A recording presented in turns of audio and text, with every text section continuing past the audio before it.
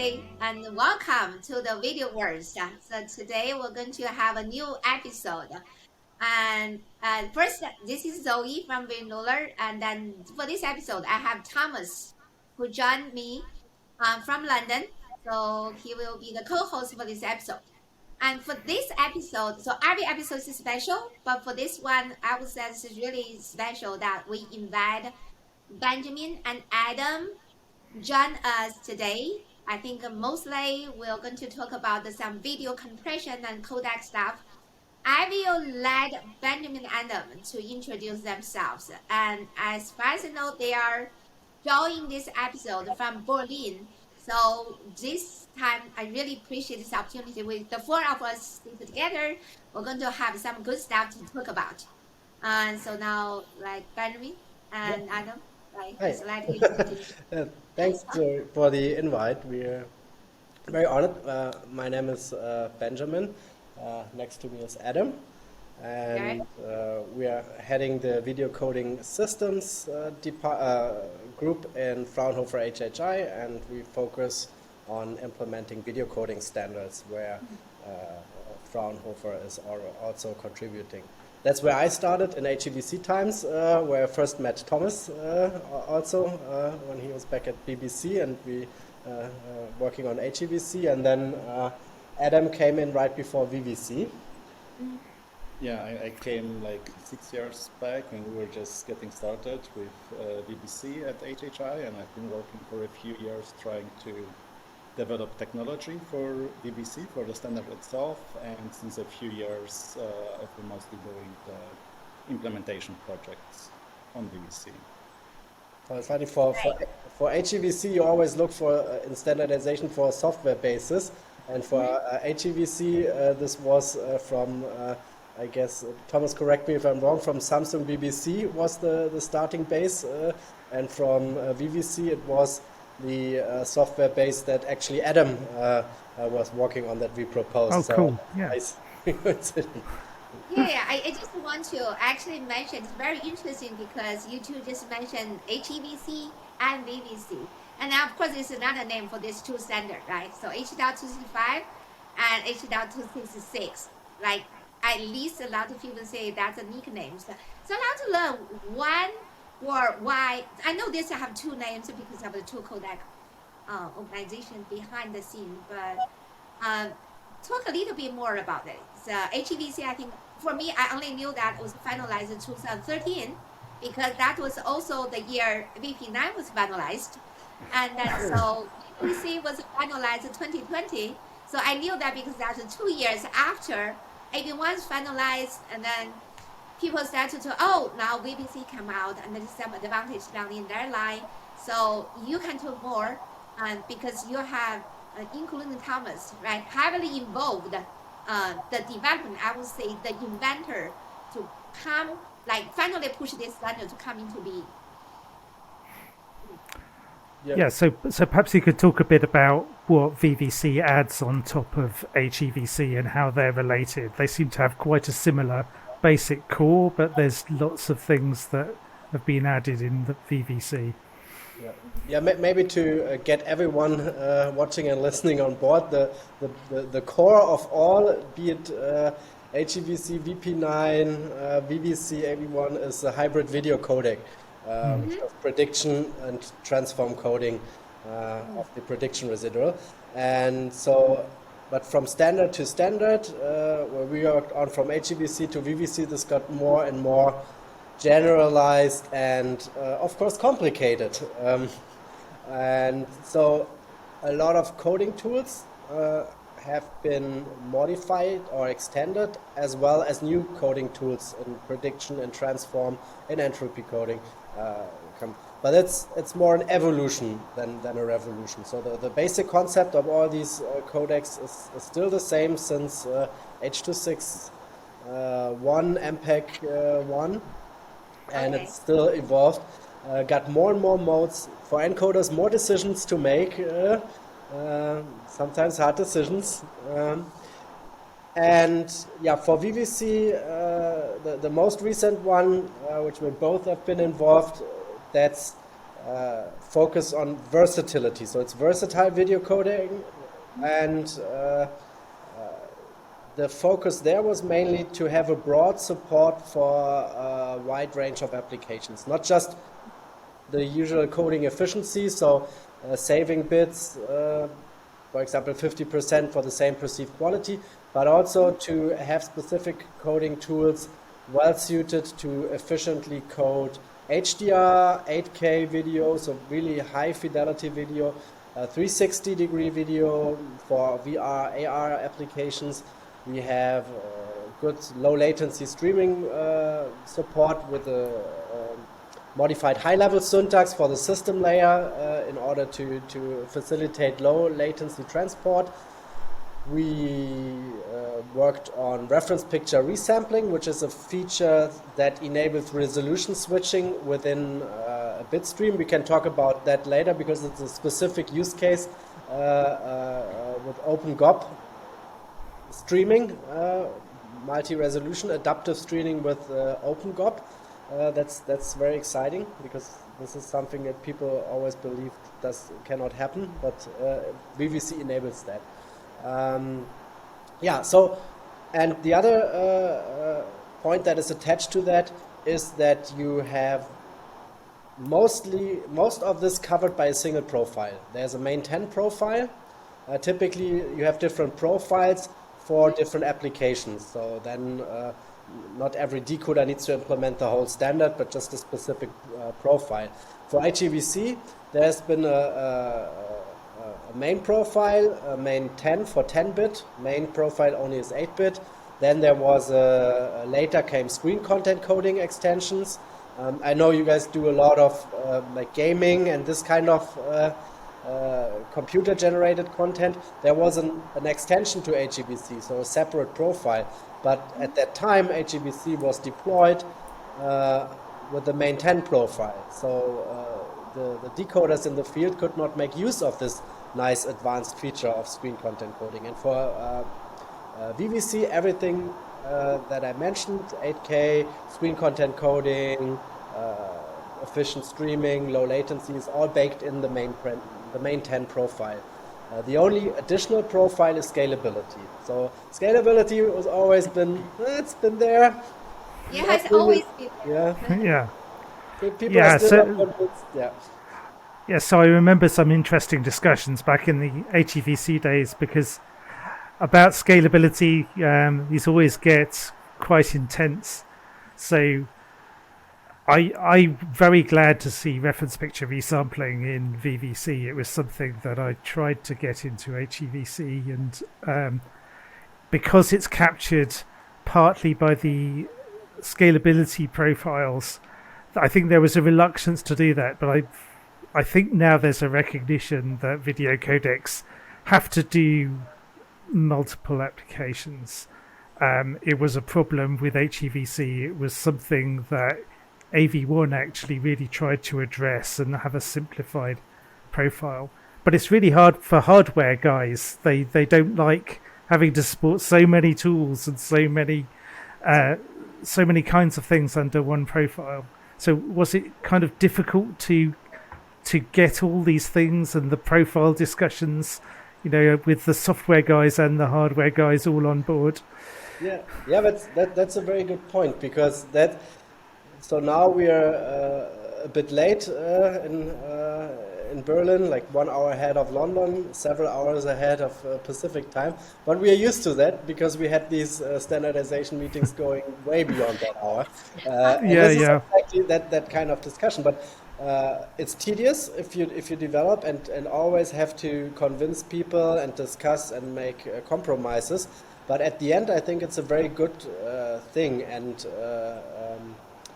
a very strong advantage of this process, because you have people that needs to implement it that has they have a focus on complexity and that the chip doesn't get too expensive and it's affordable, that you don't have to pay a lot of money to build the chip. So this, and then we coming mostly from academia, having these nice ideas of how to compress, which is like super complicated, and this clashes. Like Yeah. big discussions, and at the end, they say, well, this is the most critical thing. We work on that, and one good example is for VVC, we introduced a neural network-based intra-prediction. So we tried to, from this hybrid classic coding approach, we tried to do the intra-prediction by a neural network, and that worked great. It saved like 4%. Maybe people not that familiar with current codecs. 4% is quite a lot nowadays. Yes, Yeah. 4% is a lot. Yeah, this is Yeah. a lot. For Because from for standard to standard, I think 25 to 30%, that's like generational difference. And then 4% as opposed to 30% is definitely like more than 10% out of that game, right? So this is very important. yeah. Yeah, and but this neural network on a block basis, this was like really a no-go for implementers. So they gave us really a hard time. And at the end, we tried to cut it down, remove the non-linearities and at the end, we ended up having like a matrix multiplication of several like pre-trained learned matrices depending on the neighboring samples as an input to the multiplication. So this is how we then transformed the neural network-based coding tool into a more or less simple matrix multiplication with offset for intra-prediction, which is trained, so still data-driven, but you don't need a neural network to implement. And this is a very good example of how that works. But then of course, we ended up with 1%. So it's just one fourth of your overall gain, but still you could implement it way more easily than a neural network, of course. And I mean, Right. on the other hand, the standard is called versatile, and it was, the name was agreed pretty early. So, coming back to the initial question, it was an issue, squeezing all of those things into like single profile or a few profiles, but it was a prerequisite of the development to have something that is, good for all the problems that are out there, more or less. Right. You basically just say, hey, we have all these applications that this standard want to address, right? Just now you mentioned there's low delay and there's a different content, including gaming, those type of screen content. You also mentioned 360, and you put all these kind of different, I would say, new use cases for video into this one single profile. And to actually, this would be good for, let's say, the hardware implementation. Because you put one profile, they said they are going to support, they claim they support this profile, then they have to support every single thing within the profile, right? And this make also, instead of like HEVC, there's an extension screen content profile that now be able to support it by many HEVC players, for example, that's actually considering at least a certain usages for that standard.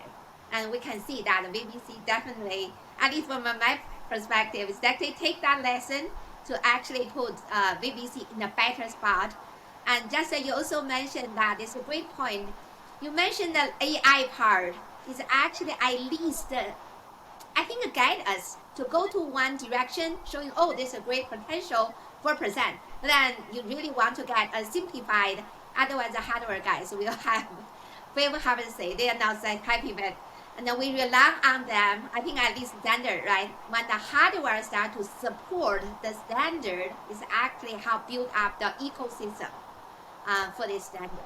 But then at least you got 1%. So talk a little bit more. What is a neural network? Why the hardware do not like that?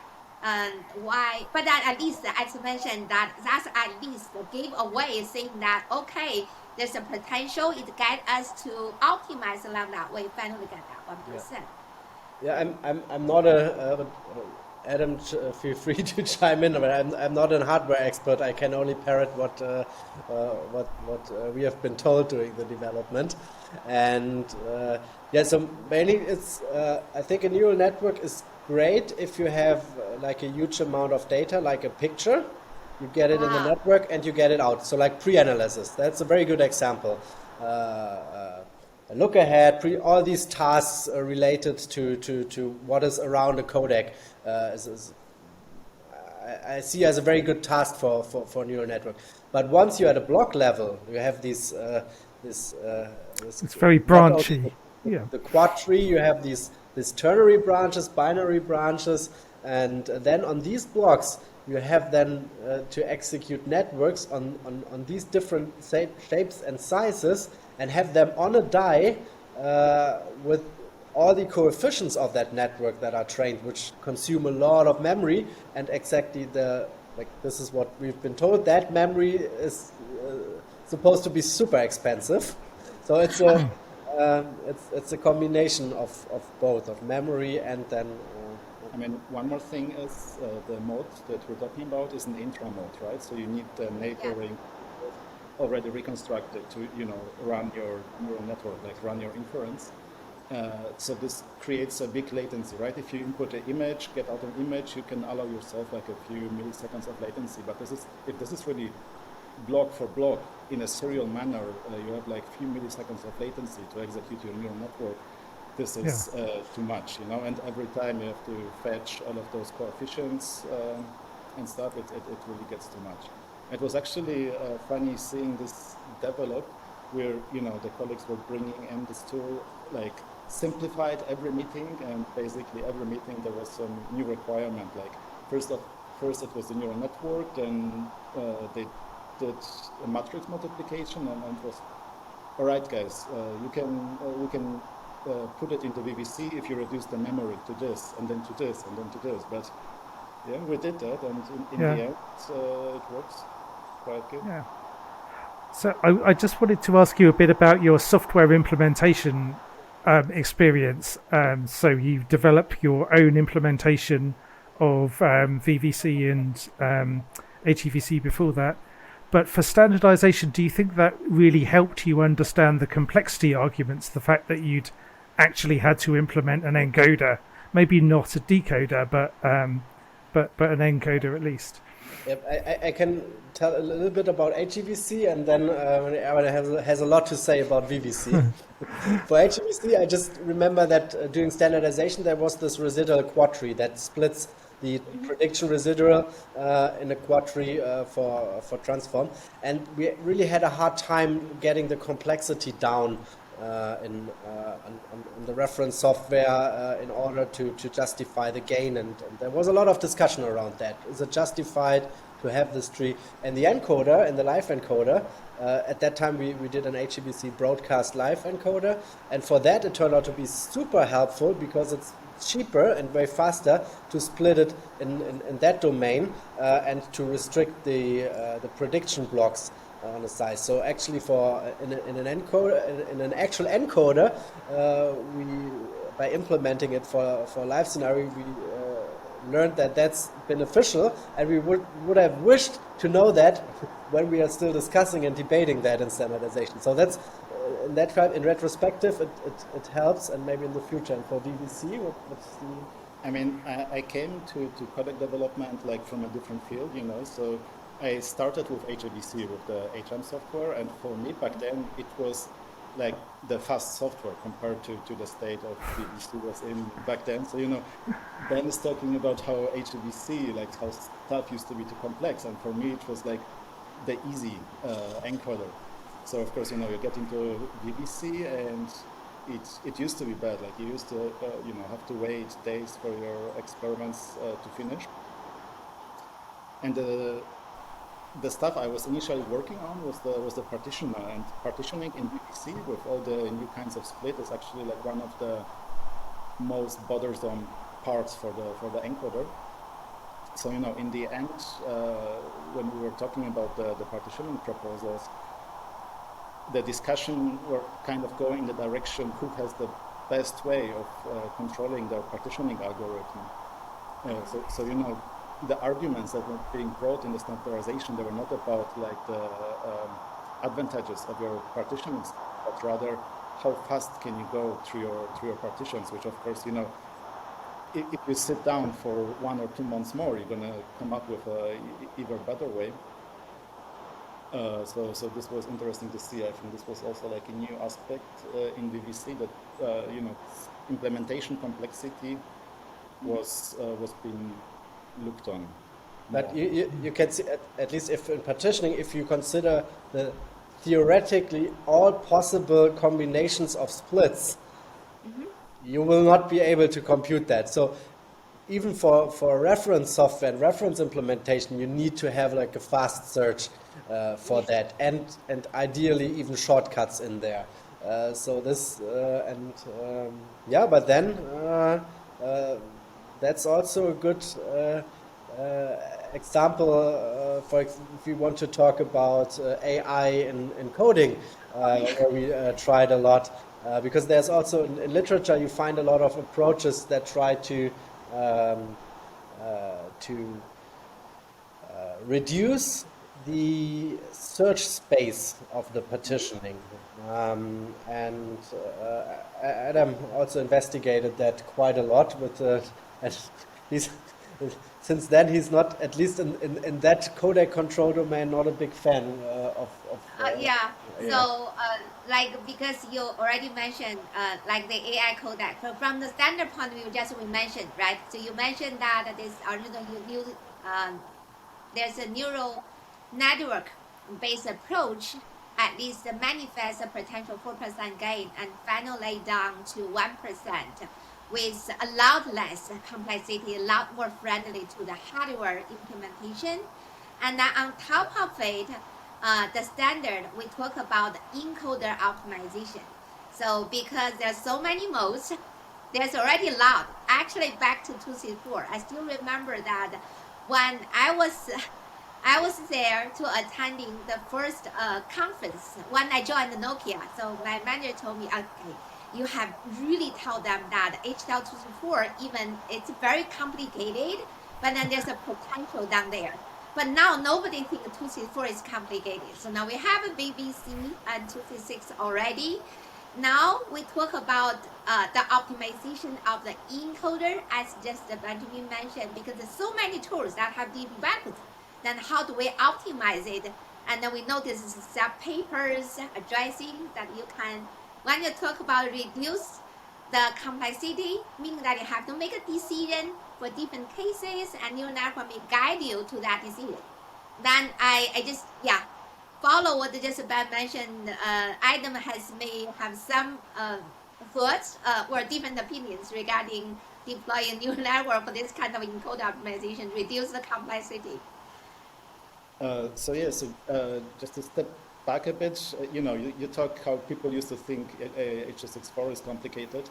For H265, the reference software in the partitioning, it actually still does the full search. So there is no like early termination in there, So this also shows how much more complex VVC is, because, everyone knows that the reference software of VVC is like, let's say 8 times slower than the reference software of HEVC, even though there already are a multitude of like early termination modes in the search algorithm, especially for partitioning. And now, people sometimes say, well, we're gonna standardize this, and then the implementers are gonna take care of it, and how they're just gonna implement neural networks, because they can deal with everything. But I've been following research, I've been following papers, and like what I see is that it's actually a very, very tough problem. So there isn't yet a really good solution to like drive VVC partitioning using neural inference and still produce like very good results, at a lower speed. An interesting comparison that I did, just as with HVC, I guess, you on an encoder, you have the options to try different partitioning depths, different block sizes, but you don't have to, right? Your encoder can just say, I'm just going to do this one block size and not try anything else. So reducing VVC search space in that manner is, actually gives you a lot of different working points, and creates like a convex hall of different working points, at least with regards to partitioning. And I'm just running a comparison with state of the art, with results from the literature, and not not many of the literature results can beat this convex Hall, and if it's only by like a tiny margin, you know, so this shows you the complexity of the problem.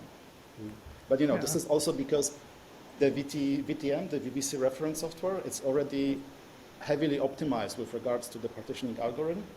So you're basically trying to optimize an already optimized search space, right? So that's like complex. But isn't there also kind of a chicken and egg problem with neural network optimization, which is you need to generate a ground truth of the actually optimum partitions, but that's enormously complex, and you can't generate enough data to correctly train your neural network. So you have a huge kind of bootstrapping problem that you need to make it a bit faster, then optimize again, then a bit faster and a bit faster.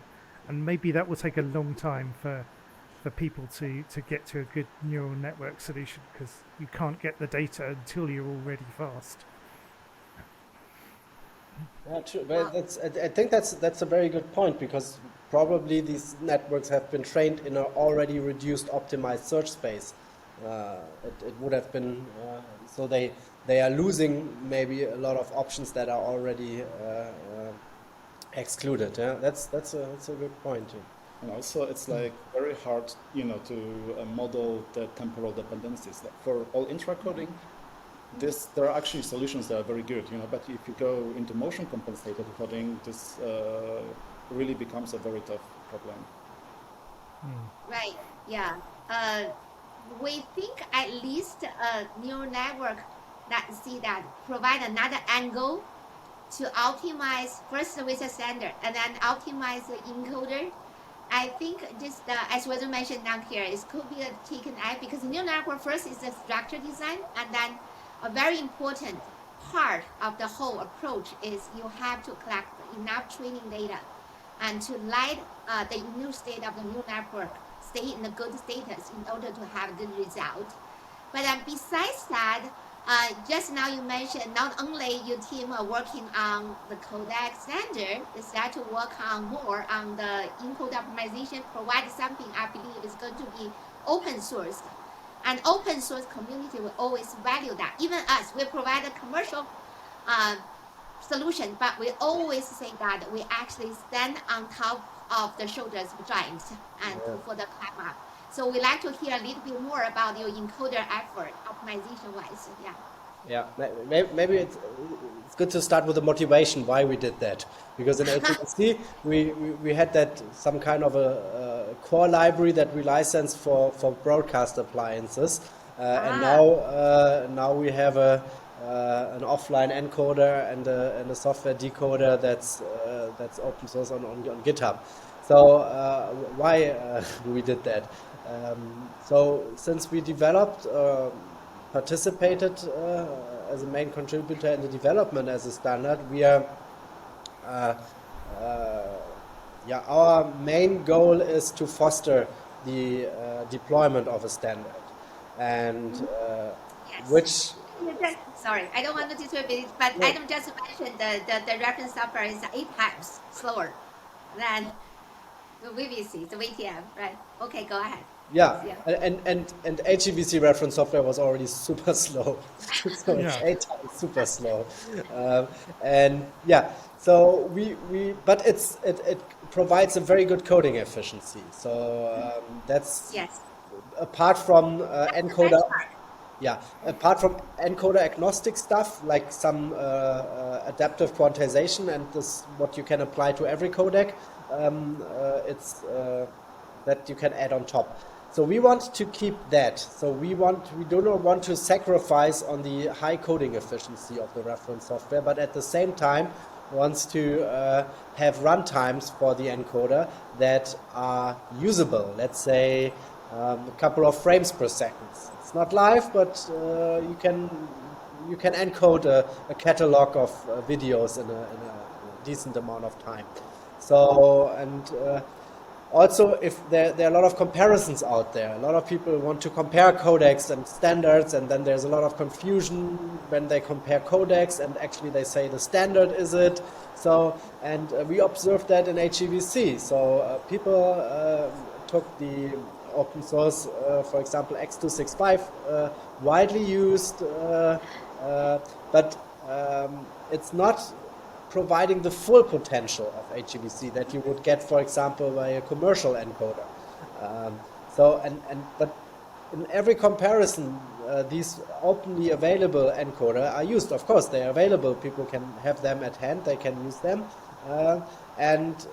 So we thought that is a bit misrepresenting the potential of the standard, because in these comparisons, so HEVC, X265, they are used like interchangeable, and this is it's always hard to teach people the difference between a standard, which is just defining the syntax, and an encoder implementation, which can be super efficient or super bad. It depends on, or in the middle, or it can be fast but not that efficient. So it's the encoder is really application specific. And that's why we wanted for VVC, coming back to the original motivation, to have something that is open available for everyone, but providing the best efficiency or keeping the high efficiency, and then providing some trade-off points. When you want to go faster encoding, you can sacrifice a bit, but you're never less efficient than the HEVC reference software. So you're always better than the HEVC reference software. This was our motivation too. And so far, we are happy that in all comparisons that people tested, we are always the best performing open source codec. By different margins, depending on the conditions, depending on the contents, of course, but at least we are always best ranked. So this was the goal. Right, you make that very clear. So here is HEVC, and then there is a VVC, right? And then the HEVC software, as you mentioned, if you really want to see the largest possible coding efficiency, you run the reference software, but it's really slow. As you're right, many times, actually X265 has been regarded as a representative of the potential of HEVC. But we have to respect that, because X265 as open source software is actually help build the ecosystem. When people want to learn at least the potential of HEVC compared to other, like for example, AVC was some other standard, they actually did show there's a potential down there with a new standard, but not the full potential. Yeah. So then you move to VVC and said, okay, now we have a new standard, the potential even larger, but then how people will see it. If it's even slower, a lot of people will just say, okay, no, it's very slow. Then how we're going to do that? So basically we understand you want to have an even faster open source encoder to manifest the potential, but it always at least as good as is the processor, the HEVC. So at least you show there's a potential, and even larger if you can tolerate the more speed-wise. So the way to look at it, it's how much efficiency can you get for a given runtime, for a given resource utilization. And this is what we're trying to keep, against any other open source encoder. If you have the same runtime with the same resources, we want to have better efficiency. That's how we see it. So we want to, we want our fastest modes to be at least as fast and maybe even faster than some of the X265 modes. We want to have comparable working points to other encoders, but always keep the efficiency better. So for X265, if you go to the faster modes, you also give up some efficiency, right? That's how you have the curve. And for a given runtime, we really can keep the efficiency improvement of 40-50%. So that's I'm very proud of this result. Very proud. So basically we talk about speed knob, video quality. Then here is coding efficiency about the bit rate or file size, and then here is the encoding time, encoding speed, right? Exactly. So basically, let's fix this knob. It's all running at a similar encoding speed, and then let's see about the quality and bit rate. This is all together contribute to coding efficiency performance. It said, okay, when we fix this knob, and then your encoder manifesting VVC always show at least the better one compared to the other baselines. Yeah. What Thomas said. Yeah, so I was say you're trying to show also the actual gain from the syntax itself. If you constrain the complexity, if you think of say VVC as being a kind of superset of HEVC, you should always be able to do better than HEVC for the same footprint, because at the very worst you could just do an HEVC like implementation inside it, but you've got lots of other options, so you should be able to do better, either faster or better quality, or both. But that's a very interesting point, because we have our presets that we have, and our fastest preset, it's still it still doesn't allow like live applications. But just because of what you mentioned, we decided for now not to pursue faster presets, because then you're gonna go into this territory where you basically only have the modes that you will also have with HEVC. So why go there? Then maybe. But it's also part of the software structure that limits the That's true, the speed, because it's still derived from the reference software. But I wanted to say this is the encoder, but you mentioned the very related to that. It's maybe it's good to separate two kind of encoder tools. One are the ones that require a search, and so you do a search and then you signal the result, or you apply a certain tool always to increase the fidelity, or to do a search that you do not signal, but you do the same search at the decoder. We have some small decoder searches in VVC. Because if there is no signaling, there is no choice to make, right? So the encoder and the decoder both do the same. So this is maybe very interesting if people are not that familiar with encoders. So you have things that an encoder can search, and then once it finds the optimum, it signals it, or it's just does it without signaling, but the decoder needs to perform the same. Yeah. And this actually has an impact on power consumption and runtime. So you can shift a lot of these encoder searches to the decoder searches, but then the decoder takes longer and consumes more power. So simplifiedly speaking. But there are some really, and there's some really big issues about that now, because I think, for example, the EU is wanting to constrain the amount of power that televisions can use, and having all these hungry decoder chips is a big problem, so you really care about the complexity of the decoder and the complexity of tools that an encoder can't avoid. These are like the most important things to optimize, because you can always do a reduced search at an encoder through some clever ideas, but if you can't avoid this complexity, it hits the whole standard and the whole ecosystem. So here's the interesting thing about VVC. So this algorithmic complexity, you can see it in like the decoder complexity increase, which is around like 2 times more complex than the HEVC, which is actually very well kept in bounds, right, for the double the compression efficiency.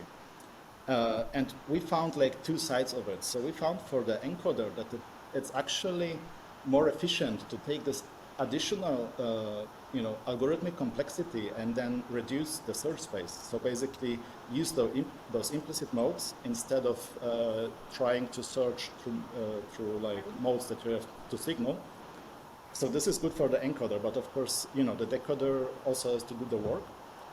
So what we also did, we tried to find an encoder setting that would decrease the algorithmic complexity, so the runtime, so the power consumption on the decoder side, which is funny because we can keep most of the compression performance, but of course there has to be a trade-off, and the trade-off is that the encoder needs a little bit more time to calculate this compression. So you can really shift the complexity. So consider the scenario: you encode a title for video on demand, and it takes twice as long with that special low decoder energy mode.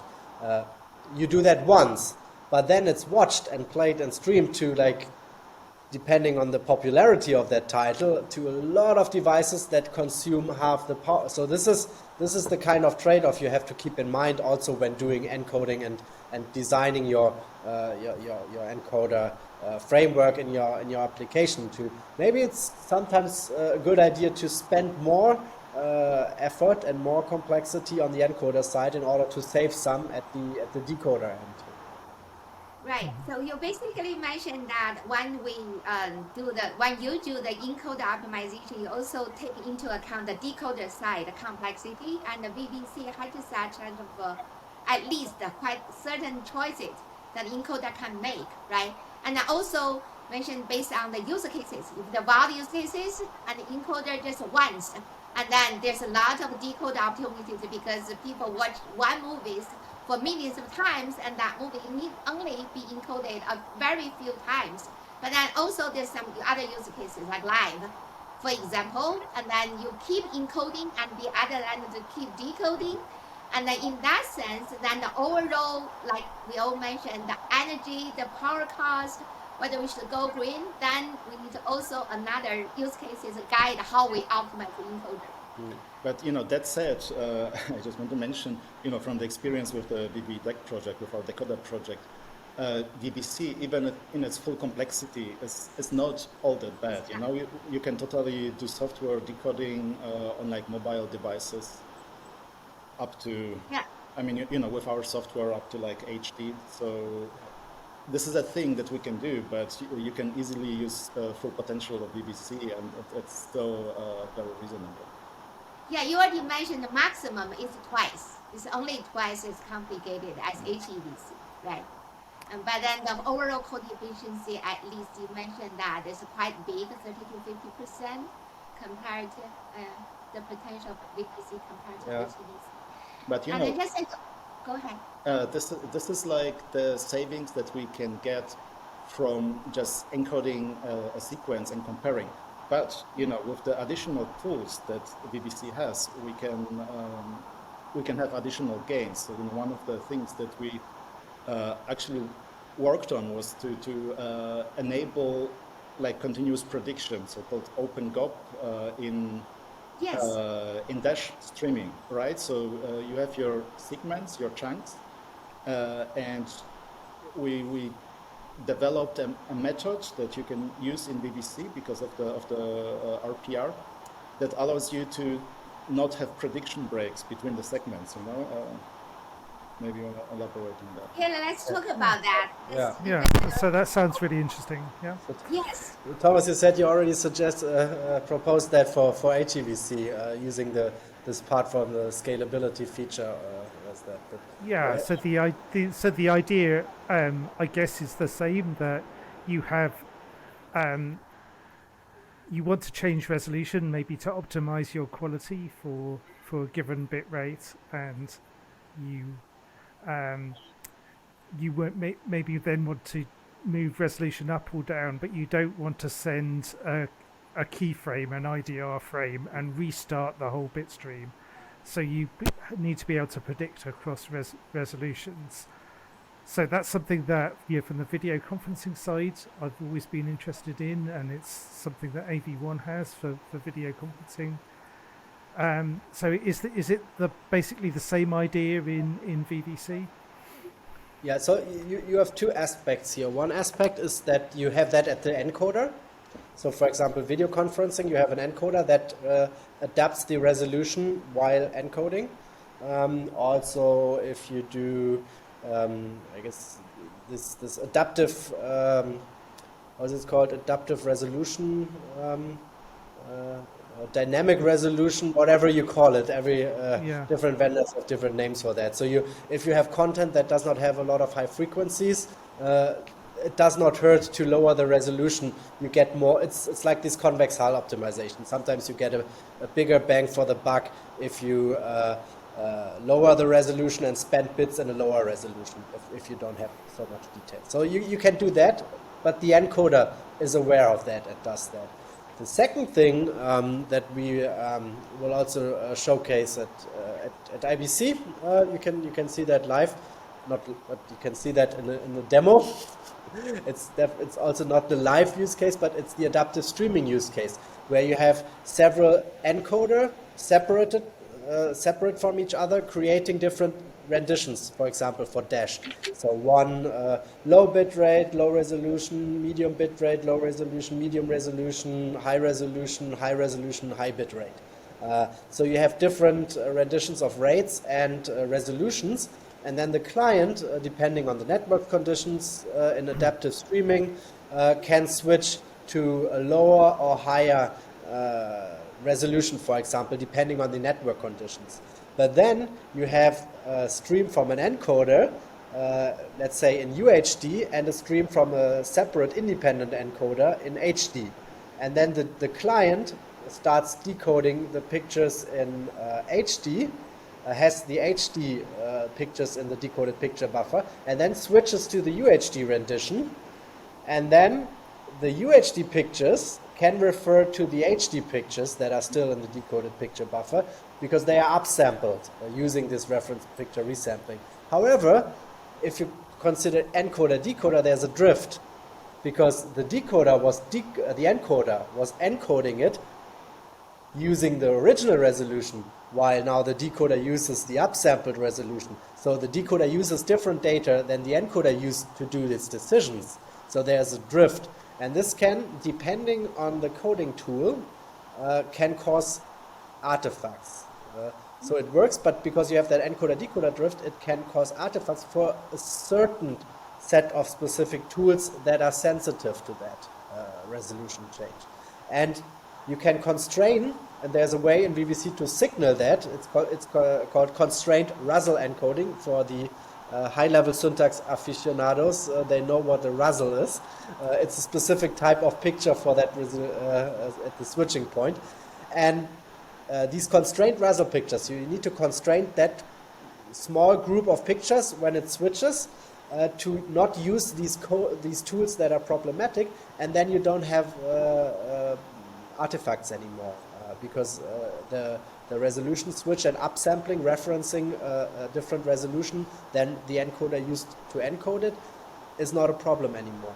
So this gives you the advantage of making use of previous pictures, so not breaking the boundary at a dash segment, and at the same time it also smoothens the transition. So if you have a hard cut, no referencing, you can see like jumps sometimes if you switch to resolutions. You see that in streaming, it gets sharper or it gets blurrier, more blocky at a certain point when it switches.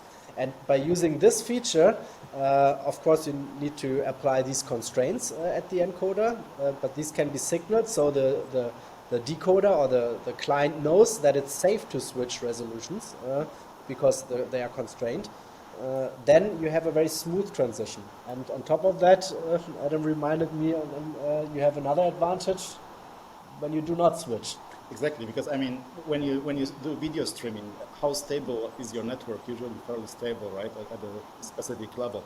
So I think most of the time you do not switch, so you just decode the OpenGOP bitstream as it was intended to be decoded, and once every few, I don't know, like once in a. Sometimes you would, your conditions would change, and then you have to change the rendition, and it's only at the changes where we have this special source, that causes the drift to be constrained. But usually this actually works without any drift, and I think this is actually where the additional gains are coming from. So using this technique, of course, depending on your segment size, so depending on how many switches you have. VVC can save you additional 10-20% PD rate, just because you don't have to start like an independent bit stream in every segment. Right. Okay. So in this user case, it's basically because of the allowing of the switch. It's actually potential down there, right? Big potential down there, and to have the VVC enabled resolution switch without having to restart the stream. And then that saves. We all know that. Otherwise, you have to put a synchronization frame, which is the intro frame. That takes a lot of bits and a lot of memory. Just for clarity, you still have to put the intra frame, right? Because you want to be able to start the video at that segment. It's only the frames that like precede the intra frame. They can use the last references from the previous. Got it. Okay. But Yeah.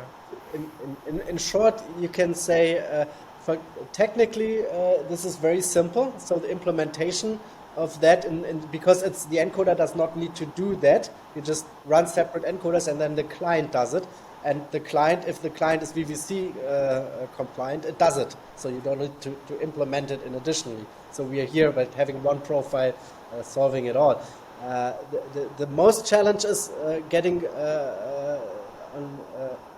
that open GOP is not possible with resolution switching out of the mind of the systems people. This is the greater challenge there. Because Okay. So you're basically showing that this is already possible and this is already being implemented by the proposal of the open GOP concept provided by VVC. Yeah. And Well, you know, our software, it can produce, like we have this refresh type that can produce bit streams that are compatible with that. And I think, you know, all the open source software out there, I think JPEG is able to mux it into dash streams that just work. You know, if you have a compliant player, it just works. Yeah. So we also have an integration of our decoder in the EXO player for Android. And Bitmoving has shown a demo of that at NAB. And even in that EXO player integration, you can send the bitstream switches with OpenGOP. It works out of this framework. So it's not just in our controlled environment, it's also interoperable with what's out in at least the open source field and what companies are using. So this was actually great to see that it is actually versatile it's working with also other devices and software components. all right.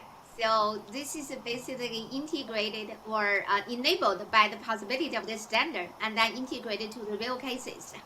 And it's interoperable.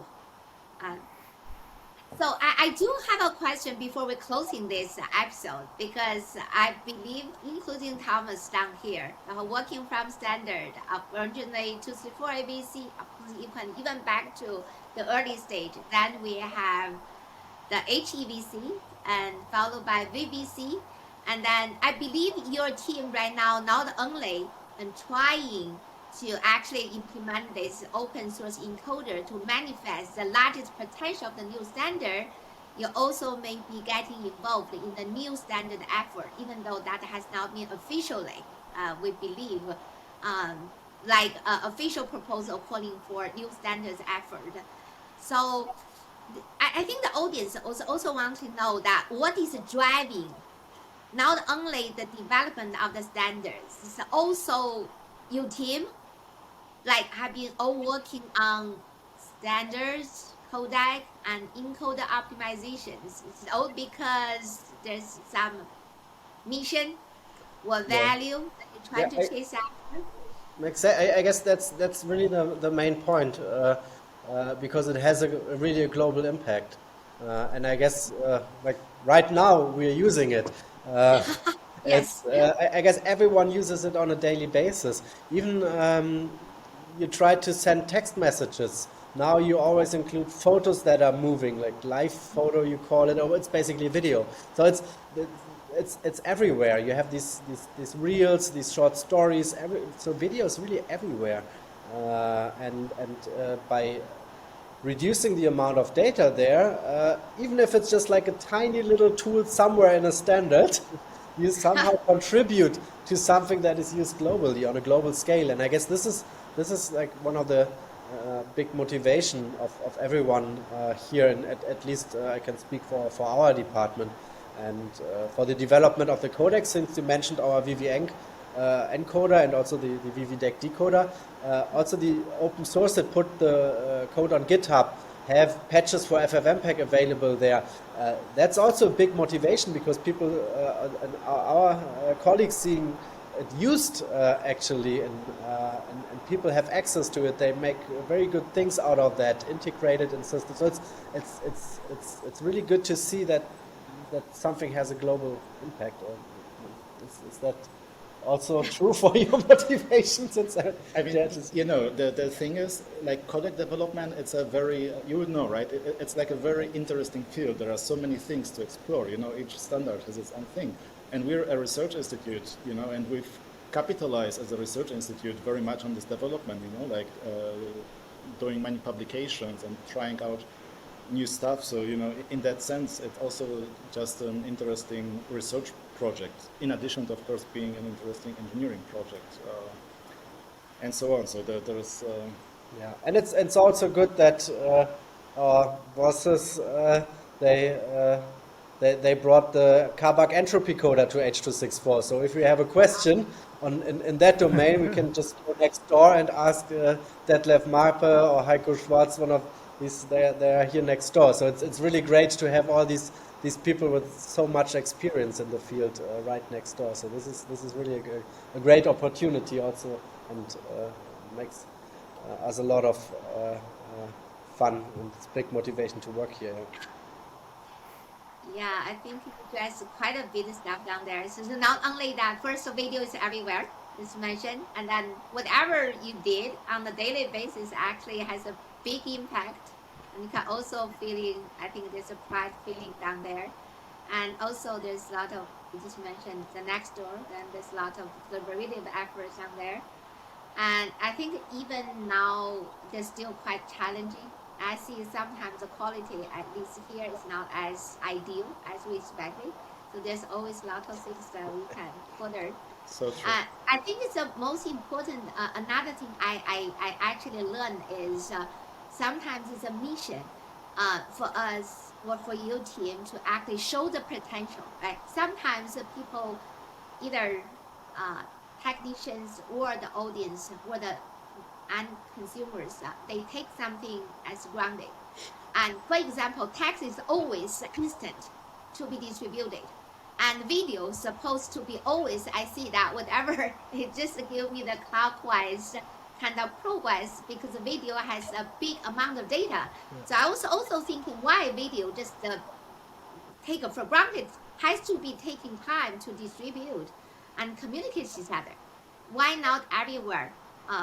It doesn't have to be that way, even though its volume is small, but there's always way for other schemes that we can resolve it. So I really feel very honored, and then this is a great time for us all sitting together talking about the videos and compressions, because with the compressions, we can actually all focus on deliver the ideal or best possible video experiences to every single user around the world, and then in return, we can feel more motivated to move to the next step. And we really thank you, Ben and Adam, to come to our episode. This is also the first time for me, at least, to get into the VVC. I see there's a lot of value down there. I want to say that at least for technologies, VVC actually put up a lot more possibilities and potentials. And this is actually worth everybody to be aware of that. And thanks for Thomas. And also, I think it's a good time for you to record some of the old times doing the HVC standard. So we're going to close this episode. And thanks for everyone. And then this is a great time. Actually, I really enjoyed it. Thank you. Okay. Thanks a lot. Thanks for having us. It was really fun talking. All right. Bye. Thank you. Bye. Bye.